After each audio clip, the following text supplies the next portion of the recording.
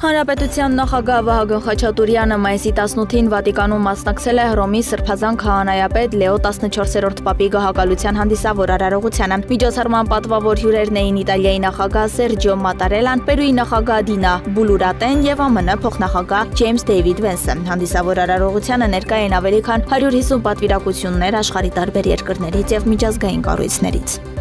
Իրանի Իսլամական Հանրապետություն կատարած աշխատանքային այցի ընթացքում Հայաստանի անվտանգության խորհրդի քարտուղար Արմեն Գրիգորյանը հանդիպել է Իրանի նախագահ Մասուդ Փեզեշքյանի հետ։ Հանդիպման ընթացքում զրուցակիցները գոհունակությամբ ընդգծել են Հայաստան-Իրան հարաբերությունների զարգացման դինամիկ ընթացքը եւ կարեւորել ակտիվացված երկկողմ փոխայցելությունները։ Մասուդ Փեզեշքյանն իր ջերմ ողջույններն է փոխանցել վարչապետ Նիկոլ Փաշինյանին։ Ուկրաինայի նախագահ Վոլոդիմիր Զելենսկին Վատիկանում Հռոմի Պապ Լեո 14-րդի երթմնակալության շրջանակներում հանդիպել է ԱՄՆ փոխնախագահ Ջեյդի Վենսի հետ։ Սա Զելենսկու եւ Վենսի առաջին հանդիպումն էր փետրվարին Սպիտակ տանը տեղի ունեցած աղմկահարույց բանավեճից հետո։ Վենսի խոսնակը հայտնել է, որ հանդիպումը տեղի ունեցել ԱՄՆ դեսպանի նստավայրում, քննարկումներին մասնակցել են նաեւ ԱՄՆ պետքարտուղար Մարկո Ռուբիոն եւ Զելենսկիի գլխավոր օգնական Անդրեյ Երմակը։